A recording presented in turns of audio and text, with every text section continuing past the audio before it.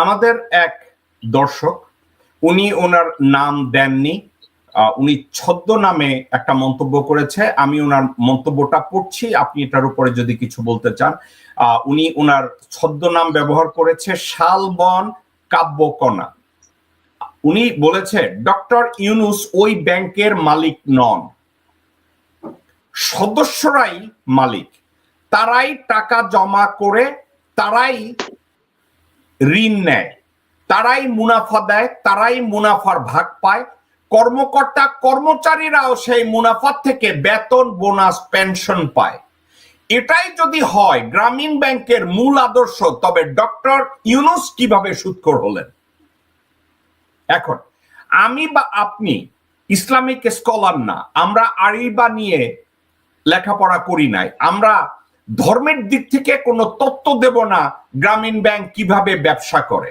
কিন্তু আমাদের এই দর্শক যেই মন্তব্যটা করেছে, উনার এই মন্তব্যটাই সঠিক। কেন সঠিক? গ্রামীণ ব্যাংকের মডেলটা এইটাই। ডক্টর মোহাম্মদ ইউনূস গ্রামীণ ব্যাংকের মালিক না। তাইলে ডক্টর মোহাম্মদ ইউনূসকে সুদখোর তারা বলে যারা ভারতীয় দোসর, যারা ভারতের তাবেদার, যারা পরিবারতান্ত্রিক রাজনীতিকে বাংলাদেশে এস্টাবলিশ করতে চায়, যারা বাংলাদেশের 17 কোটি মানুষের মঙ্গল কামনা করে না, তারাই স্রেফ ডক্টর মোহাম্মদ ইউনূসকে সুদখোর বলে। আপনি কি এই কথাটার সাথে আমি যা বললাম, দর্শক যেটা বলছে, আমি যা অ্যাড করলাম, আপনি কি এটার বিরোধিতা করেন নাকি আপনি এটার পক্ষে? এখন ওই যে দর্শকরা প্রথমে অভিনন্দন জানাচ্ছি, উনি সুন্দরভাবে ব্যাখ্যা দিয়েছে। এর আগে আপনি বলেছেন যে ধরে নিলাম যে 10 কোটি লোকের অ্যাকাউন্ট আছে, সে ফিক্সড ডিপোজিট হোক, কারেন্ট হোক, কিংবা তারা লোন নিলেও তাকে ইন্টারেস্ট দিতে হয়। এইভাবে দেখা গেলে তো পুরো সমগ্র জাতি সুদখোর জাতি হয়ে গেল। বিষয় তো তা না। তো কাজেই এইসব কথা অবান্তর, যারা বারবার এখন ইউনূস সাহেবের কোনো দোষ পাচ্ছে না, এখন তার চলনে দোষ খুঁজবে, তার বয়সে দোষ খুঁজবে। হ্যাঁ, এইগুলার মানুষ আর ধর্তব্যের বিষয় নয়। হ্যাঁ, কাজে ইউনূসকে যারা পৃথিবীতে দেখেছে।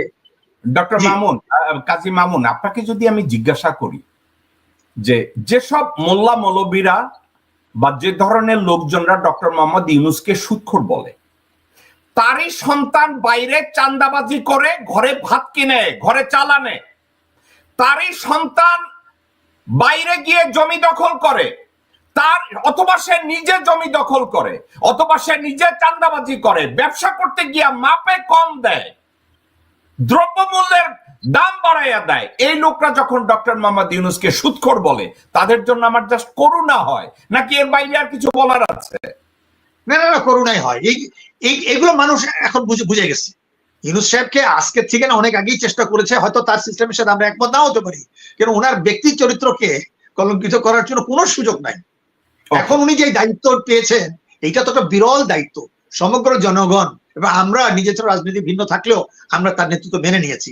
এখন যারা তাকে এইভাবে প্রশ্ন তুলছে, এইটা মানুষ গ্রহণ করবে না। ওকে, আর একটা কথা, আবার ফিরে যায় অপারেশন ডেভিল হান্টে। ডক্টর মোহাম্মদ ইউনূসকে এই মুহূর্তে যারা ব্যর্থ করতে চেয়েছিল, মিলিটারিকে ম্যাজিস্ট্রেসি পাওয়ার দেওয়ার পরেও মিলিটারি এই ম্যাজিস্ট্রেসি পাওয়ার সঠিকভাবে ব্যবহার না করে দেখেছে যে ডক্টর মোহাম্মদ ইউনূসকে জনগণ থেকে বিচ্ছিন্ন করা যায় কিনা। আমি আপনি কন্টিনিউয়াসলি বলে আসছি, ওনাকে ইন্টেলিজেন্স ব্রিফিং দেওয়া হচ্ছে না, বাহিরের সঠিক চিত্র ওনার কাছে বলা হচ্ছে না, উনি জানেও না যে বাহিরে কি হচ্ছে। ভাই, একজন থিঙ্কার, একজন দার্শনিক, সে তো ভাই বাই থিওরি লেখাপড়া করে যোগ্যতা ভিত্তিক বিচারে, উনি তো একটা ইনস্টিটিউশনকে চালাতে বসেছে। উনি তো ঘুষ খেয়ে গণভবনকে 1 টাকায় নিতে চান না। উনি তো রাষ্ট্রীয় অতিথি ভবন যমুনাকে ওনার বাপদাদার সম্পত্তি বানাতে চান না। এখন আমি যদি বলি, ডক্টর মোহাম্মদ ইউনূস যদি কিছু নাও করে, কিছুই না করে, উনি যদি স্রেফ ওই চেয়ারটায় বসে থাকে, ভারতকে থামানোর জন্য ওনার নামটাই যথেষ্ট, যে উনি বাংলাদেশের রাষ্ট্রপতি অথবা উনি বাংলাদেশের প্রধানমন্ত্রী। আপনি কি আমার সাথে একমত নাকি দ্বিমত পোষণ করেন? শুনেন, উনি প্রধানমন্ত্রী হলো কিংবা রাষ্ট্রপতি হলে কিছু বলা যায় না।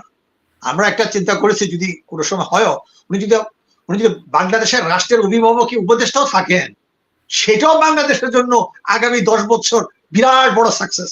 এবং উনি যে স্বপ্ন দেখছেন বাংলাদেশকে নিয়ে, এবং আজকে এই এই এই এই প্রসঙ্গে আমি বলতে চাই যে আমাদের ফারাক্কা সহ চুয়ান্ন নদীতে যে অবৈধ যে মরণ ফাঁদের মতো যে বাদ দিয়েছে, শুধু ডক্টর ইউনূস যদি একবার বলে ইন্টারন্যাশনাল কনভেনশনের একটা ডাক দেয় যে এই যে পানি দিয়ে একটা জাতিকে ধ্বংস করতে পারে, অ্যাটম বোমের মতো একটা দেশকে ধ্বংস করে, এই ব্যাপারে সে যদি সবাইকে ডাকে, আমার মনে হয় সারা পৃথিবীতে যতগুলো ইউনিট সেন্টার আছে, যতগুলো যুবক আছে, যতগুলো ইউনিভার্সিটি আছে, সবাই নিজের উদ্যোগে চলে আসবে। কাজে উনার একটা আপিল যথেষ্ট। আর আপনি যেটা বললেন, উনি যদি চুপ করে বসে থাকে, ওনাকে সামনে রেখে যদি আমরা কাজ করি, তাইলেও উনার ইমেজ নিয়ে আমরা আগাতে পারবো আরো 10 বছর অ্যাটলিস্ট।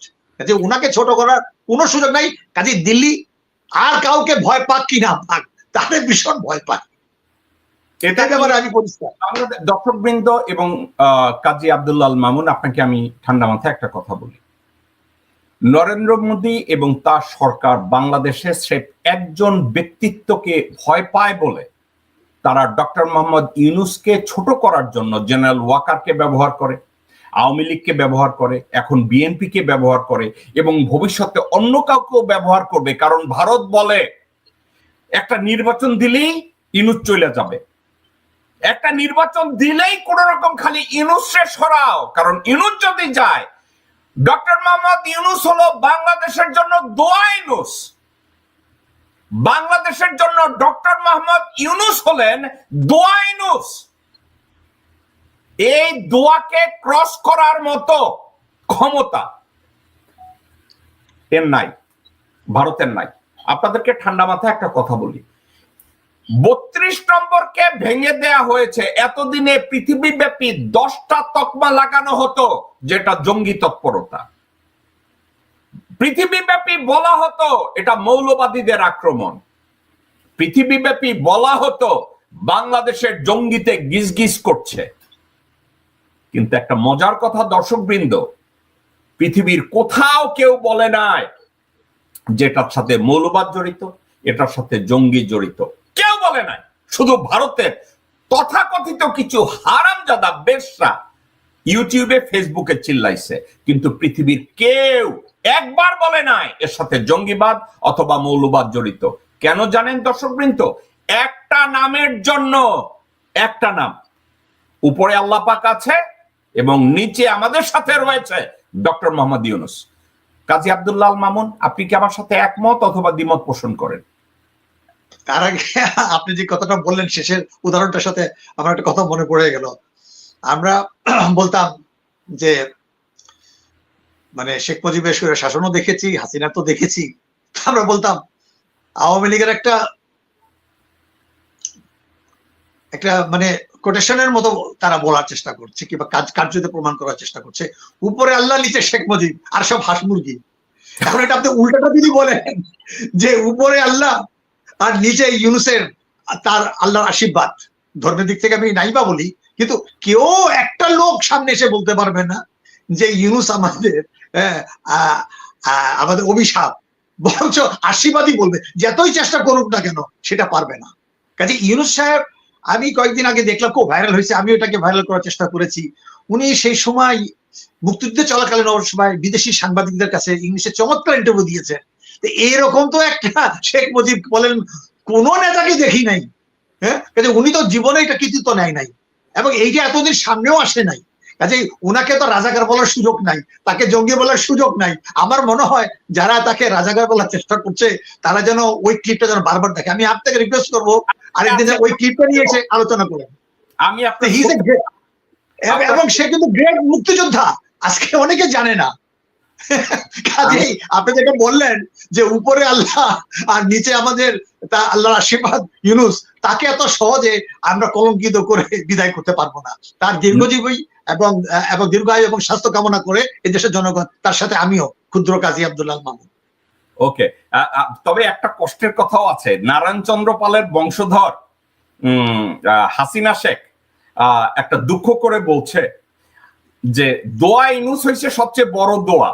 আমি ওই দোয়াটাও পড়তে পারি না, দোয়াটা পড়তে গেলে ইউনূসের নাম মুখে আনতে হয়।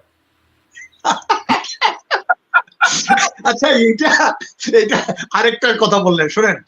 এটা আমার মনে হচ্ছে যে 74 সময় আমরা তো হাতিগুলো থাকি, আমার আব্বা উনিও খুব জাতীয় নেতা ছিলেন বড় পর্যায়ে।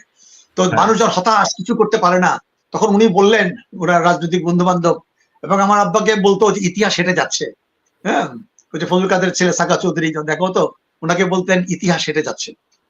তো কাছেই উনি এই কথা বলেছিলেন আমাদের ড্রয়িং রুমের সবার সামনে, অনেকের সামনে, যে দেখেন এখন আমরা গভীর সমুদ্রের তলে মাছের পেটে আছি, এখন দোয়া ইউনুস পড়েন, এবং সেটাই আমরা পরবর্তী দেখেছি। কাজে এখন হাসিনা যদি দোয়া ইউনুস পড়লেও তার নাম নিতে হয়। ঠিকই বলেছেন, ধন্যবাদ ধন্যবাদ। হাসিনা বলছে আমি দোয়া ইউনুসও পড়তে পারি না, কারণ ওহিনও ইউনুস আছে। না, উনি তো ওনাকে ওই পানিতে একটু ডুবাতে চেয়েছিলেন। এখন দেখেন, দেখ রাখে, একটা কথা আছে না, রাখে খোদা মারে কে। দেখেন জিনিসটা কিন্তু উল্টা হয়ে গেল। আজকে উনি কোথায় আর উনি কোথায়। কারা রইল বোকাপাট, কারা রইল বোকাপাট, ভেঙে ফেল কর রেলপাট, রক্ত জামার শিকল পুজোর ভাষণ বেদি। ওরে ও তরুণ নিশান, ওরে ও তরুণ নিশান, বাজা তোর গলায় বিশাল ধ্বংস নিশান, প্রাচীর প্রাচীর ভেদি। কারা